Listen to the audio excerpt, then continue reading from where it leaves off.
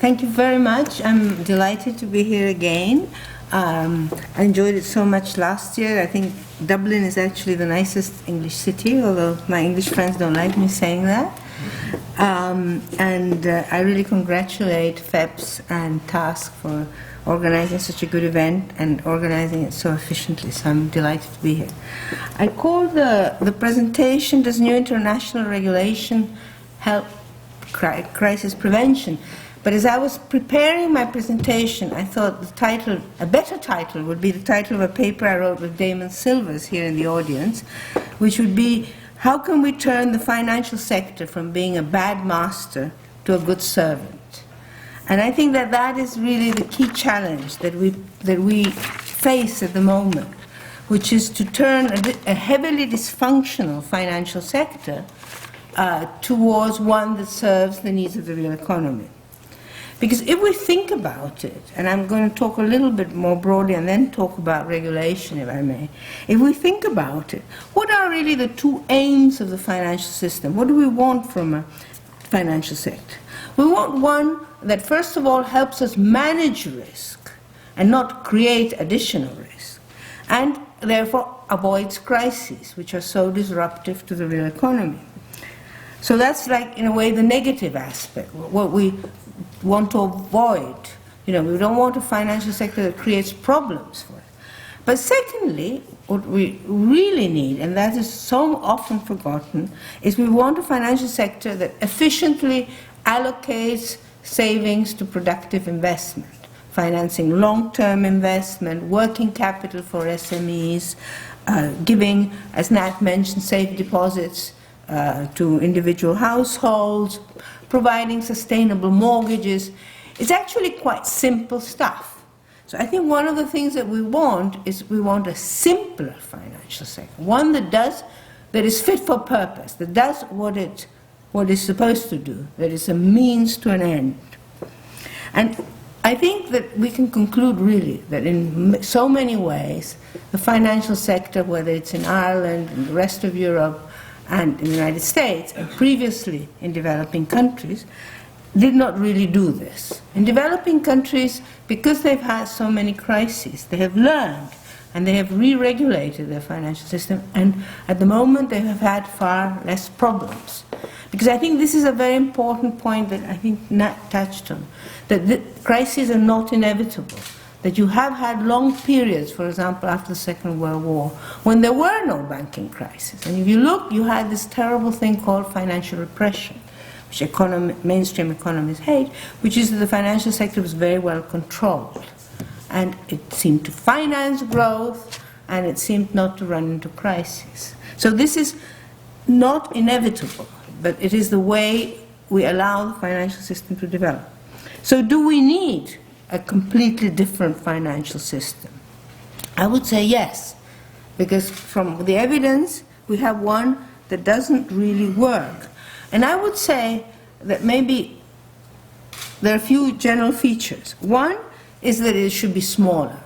Stiglitz always likes to say, all the literature says that you should have a deeper and more liquid financial sector, a bigger financial sector, and that will help you for growth. But in fact, if you wanted to have an efficient one, it should be lean, because it should use as little resources as possible to perform its task well. So it should be smaller. It's absurd that, for example, in the United States, 40% of corporate profits are raised in the financial sector, which doesn't produce anything. Secondly, and it was also touched on by a previous speaker, it has to be less complex. Because we say that regulation is complex, which it is. But I think it is mainly because the financial sector that it's trying to regulate, when regulators are honest, is already so complex that they have to kind of scratch their heads on how to do it. If we had a simpler financial sector, it would be less opaque, more transparent, which is good for democracy, so we know what's going on. Good for markets, actually, if we want an orthodox argument. And it would be easier to regulate in a simple way. So we need to try and restrict complexity. If an instrument does more damage then it adds to welfare, maybe it should be banned. Maybe it should be just heavily discouraged, but even banned. So we need a different financial system which will restrict as much as possible or isolate speculation.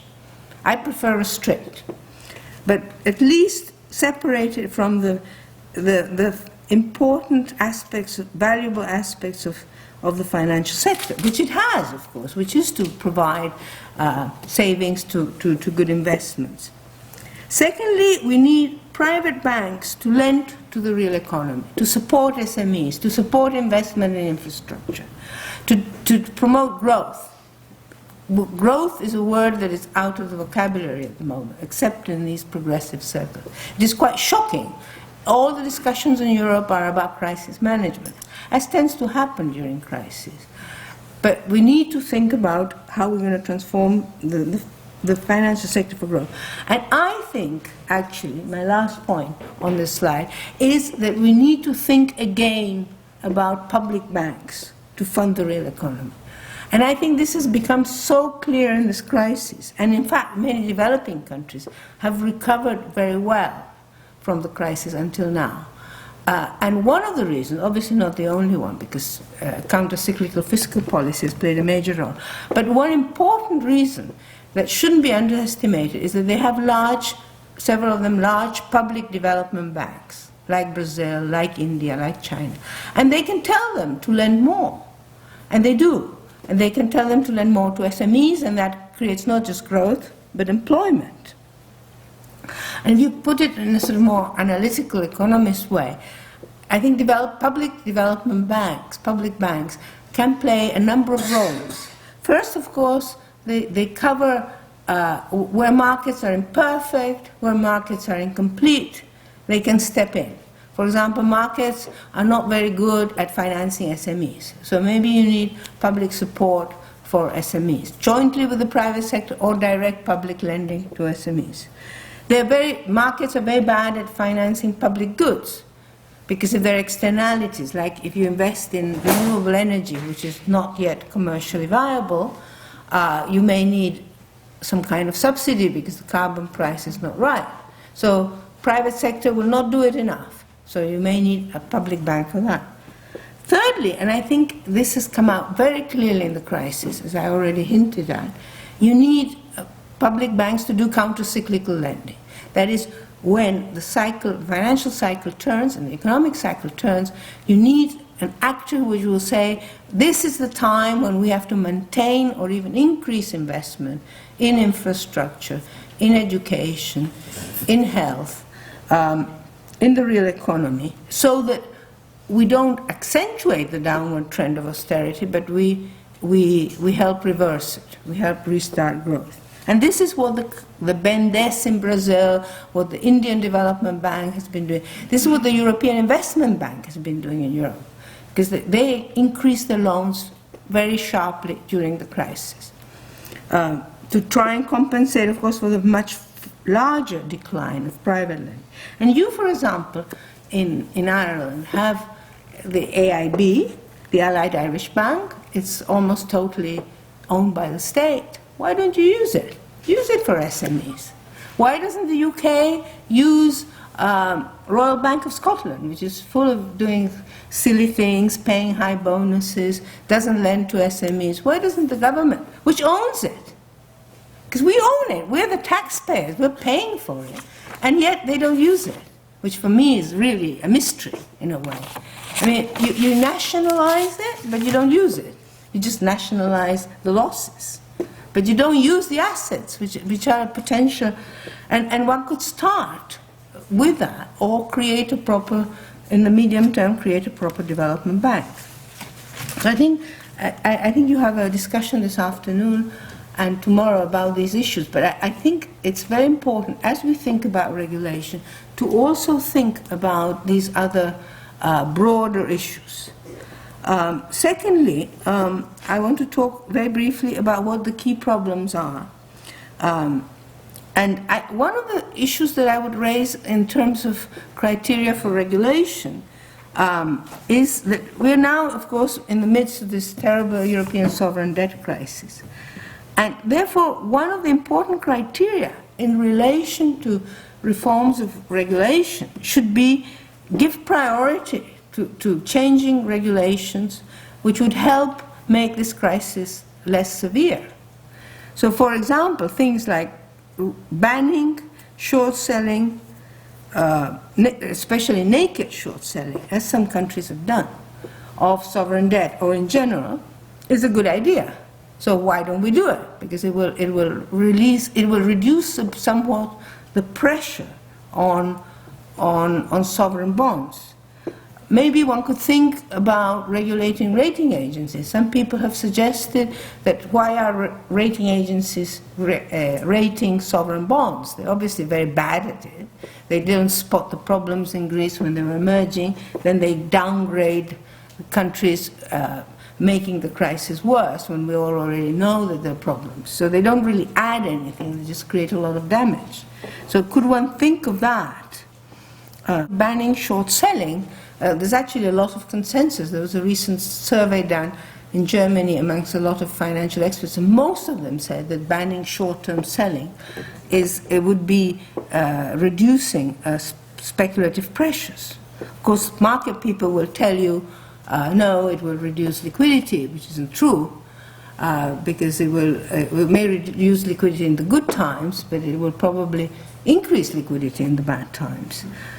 So I think that's one first criteria, that because we are in the midst of this crisis, there should be more emphasis on changing regulations that will help deal with the crisis, because it's a little bit surrealistic. You have all these very general discussions about Basel and so on, which are important, but they don't relate so much to the actual crisis.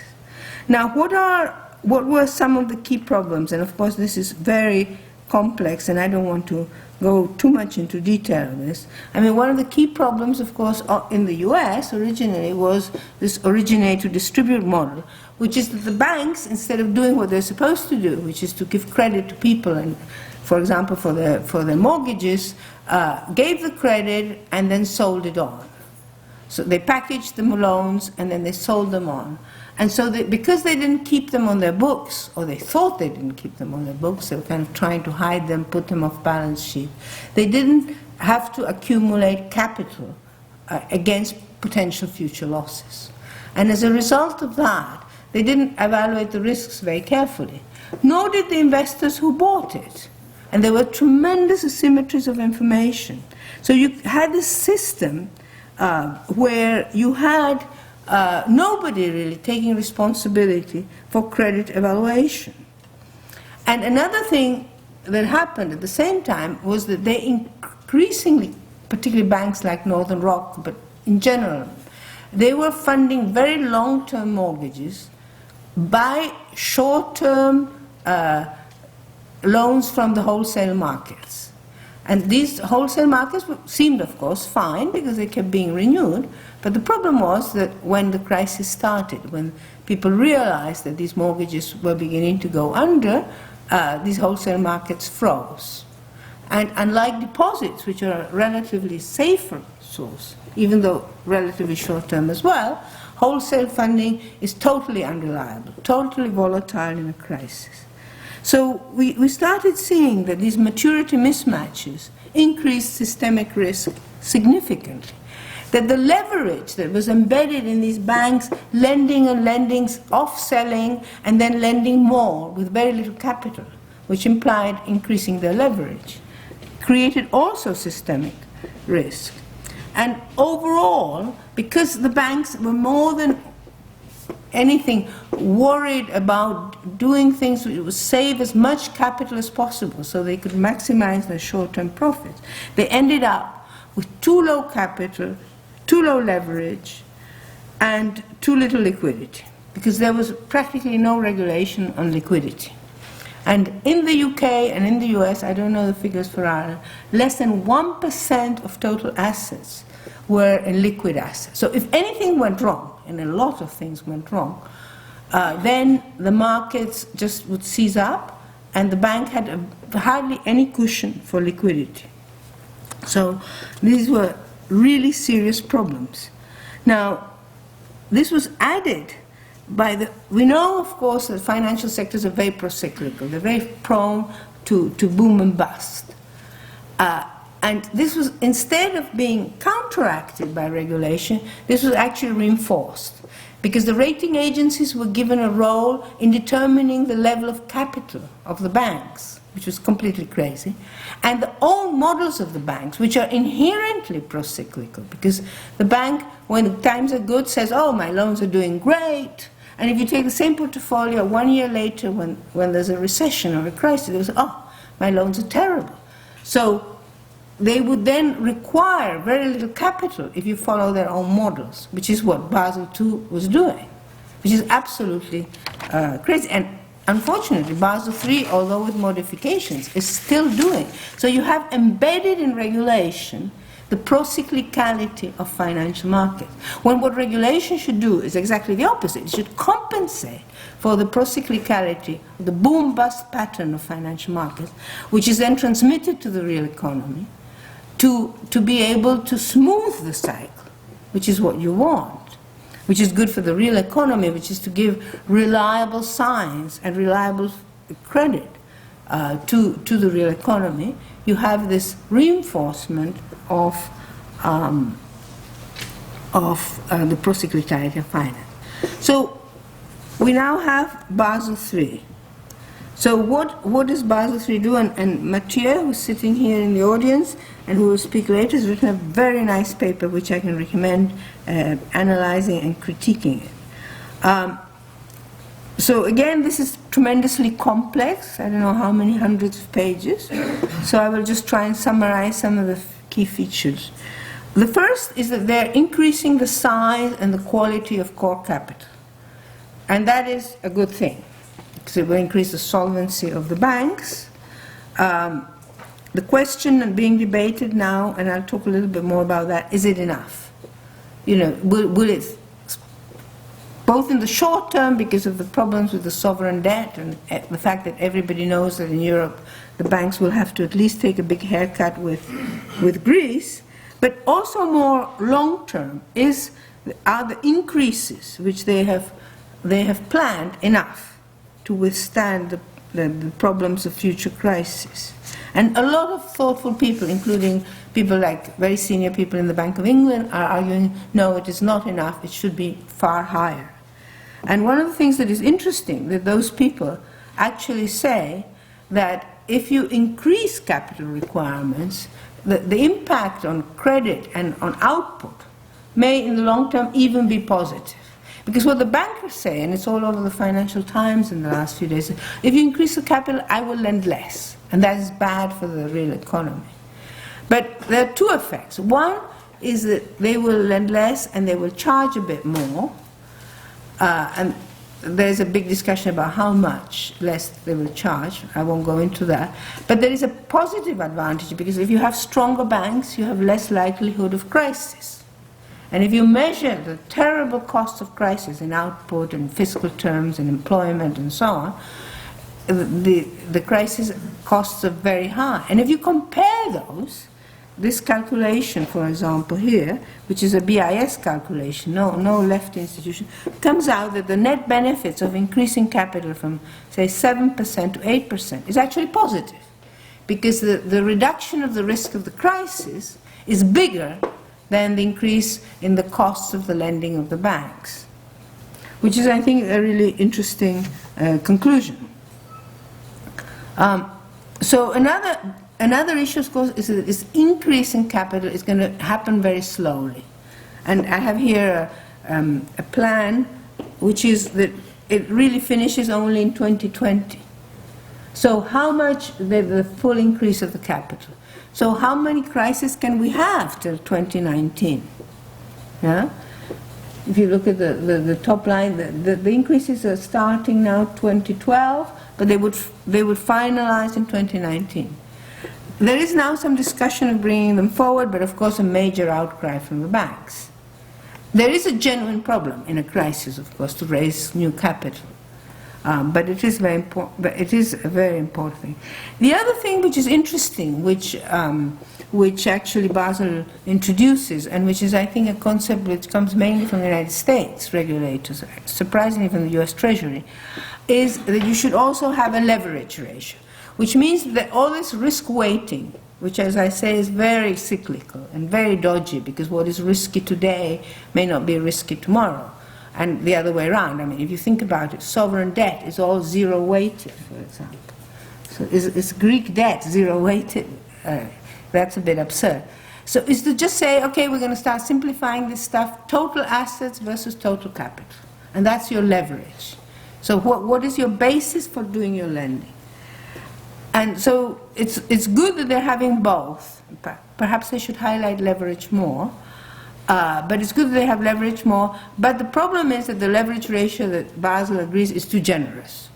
It's about 30-to-1, which is about what the investment banks of the US had before the crisis, so it's no good.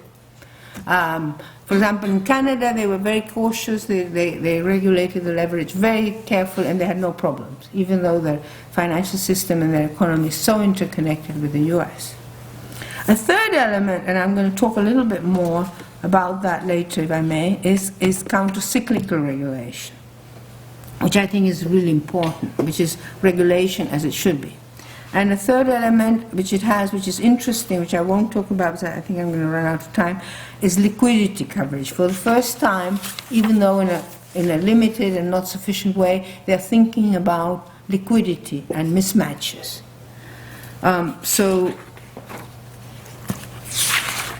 Now, on counter-cyclical regulation, which is like one of my personal obsessions, which has now become kind of mainstream. Now it has become acceptable.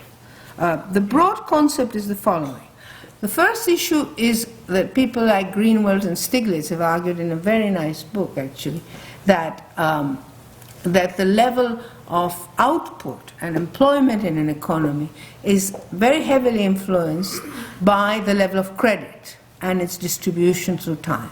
The obsession of mainstream economists is the role of money, the money supply, which is important, but more important is the role of credit. So if you need to regulate that and regulate its evolution through time, regulation becomes particularly important. And a key issue here is how this level of credit, what the level is and how it evolves through time. And the problem, as I already mentioned briefly, is that we have this inherent pro-cyclicality in financial markets, banking markets, and that what regulation needs to do is to compensate for that by having counter-cyclical regulation, basically that leans against the wind.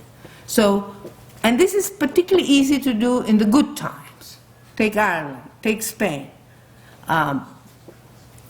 You obviously see that you've got a property bubble going. See that the banks are lending like crazy.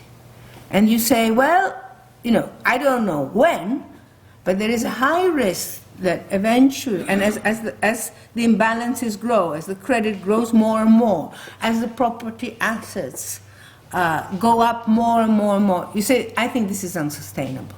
And it will at one point turn, or it's very likely to turn.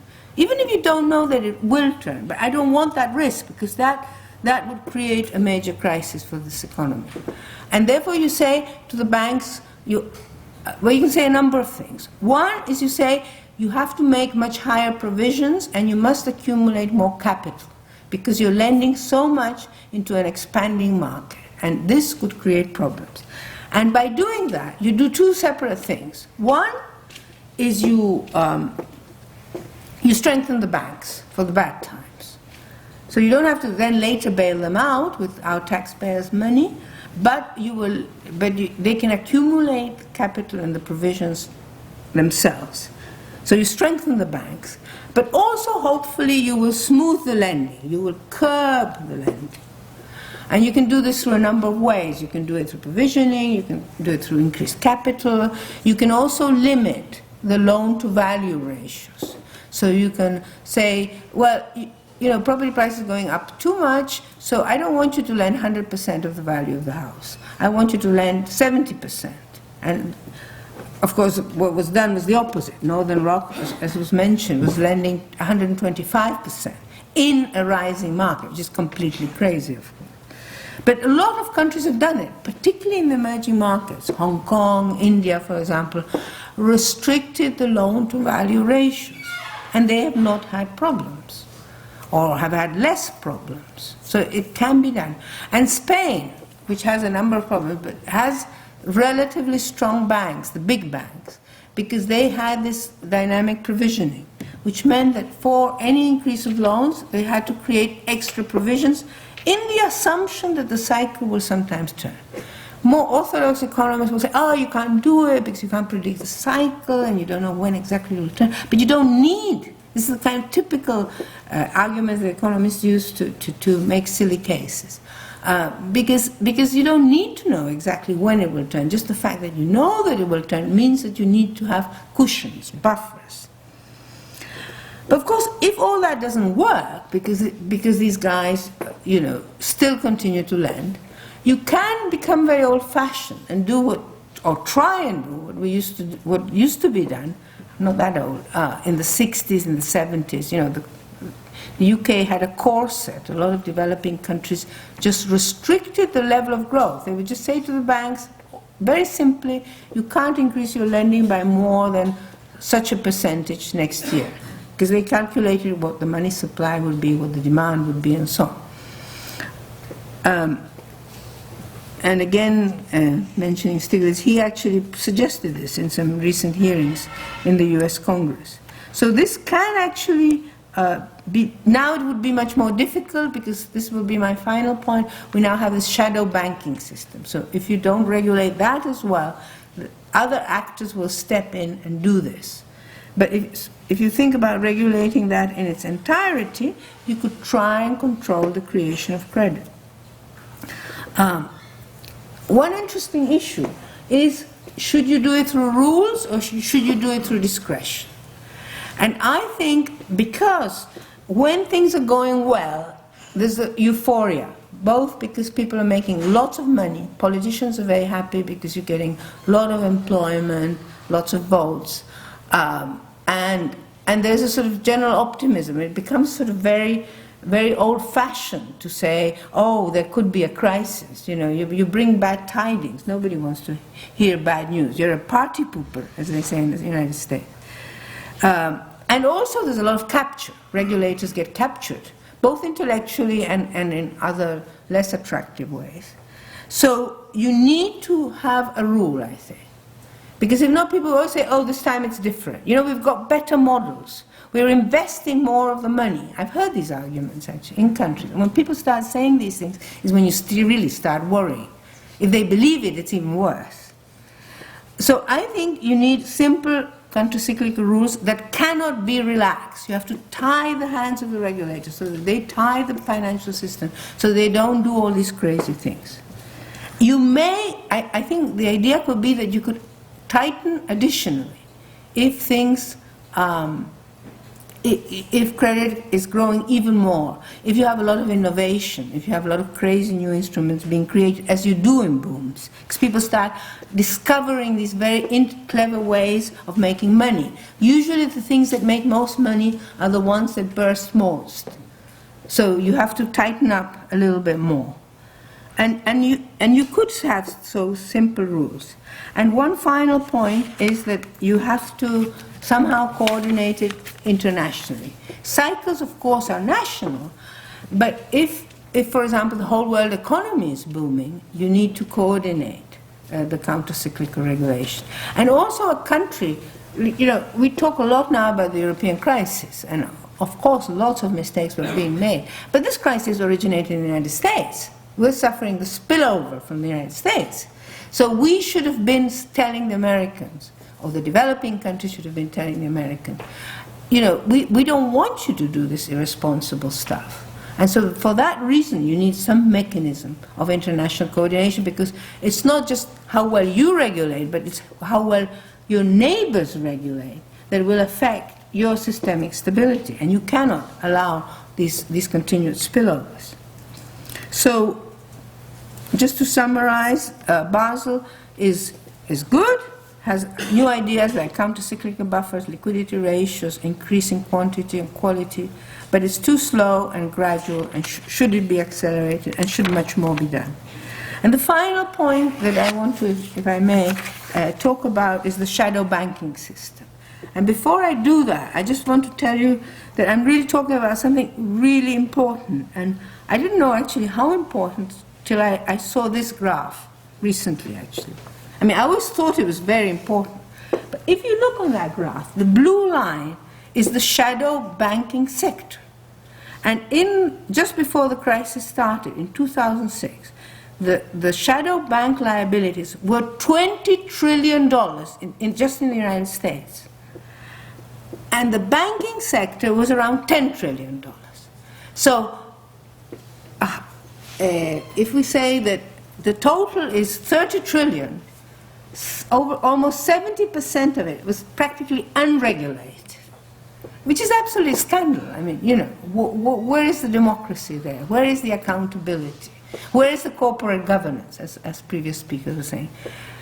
Of course, it's fallen, but not for good reason. It fell very quickly because of the deleveraging.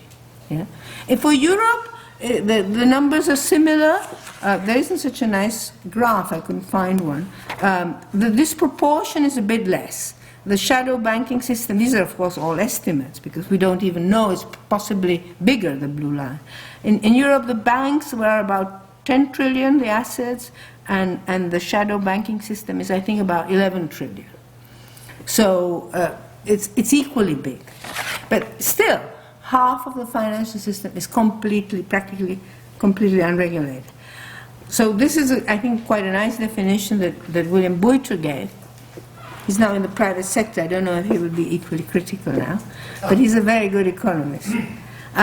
He said consists of the many highly leveraged non-deposit taking institutions, so they don't have a deposit solid base, that lend long and illiquid and borrow short in markets that are liquid during normal times, but can become very illiquid when markets become disorderly. They do the same things as banks. They're functionally very similar to banks, but they're barely supervised or regulated. They have very little capital, so they don't have a cushion to deal with in the crisis. They become, of course, very illiquid as well when they have problems because they rely on, they don't have any of their own liquidity or very little. And they're not subject to any meaningful prudential requirement as regards liquidity, leverage, or any feature of their assets and liabilities. So this is what went haywire in the subprime crisis, and this is what is still playing today. I mean, one of the things, for example, is that the European banks are partly or quite heavily funded in the money market funds of the United States. The money market funds are part of the shadow banking system.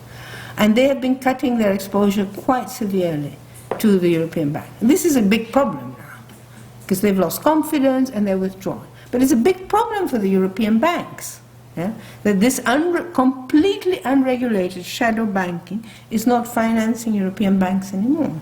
So this is absolutely crazy.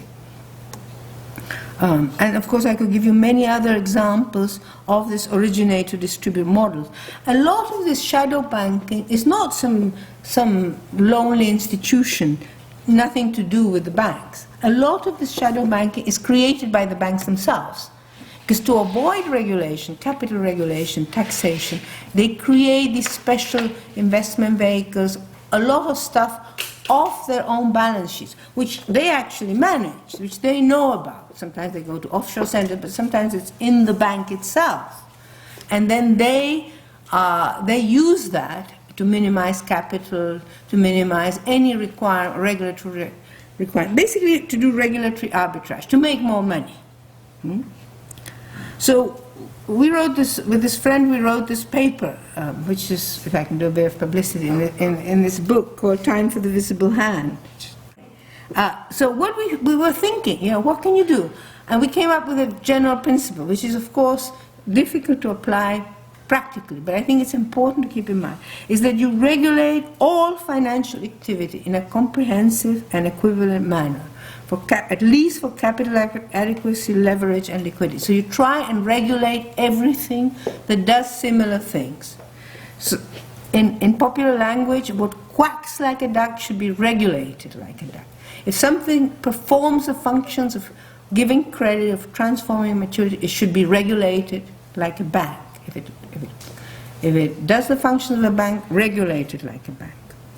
And there could be very simple things of doing that, because a lot of the stuff is off the balance sheet. And then, if an investor wants to understand why they should buy shares of a bank, they can't understand it, because the balance sheet doesn't tell them the story. Most of the stuff is in the little footnote. The important stuff is in the little footnotes on the last page. So regulators could just either say everything has the same regulatory requirements, which is what the Spanish did, and they didn't have a growth of balance sheet, or even simple, say put everything on the balance sheet. Why do you need stuff off the balance sheet? So these guys can do arbitrage, so they can pay less tax, make more money. But people like us, we're not interested in that. We want a simple, useful financial sector that is easier to regulate, that will improve transparency for investors, for regulators, for citizens.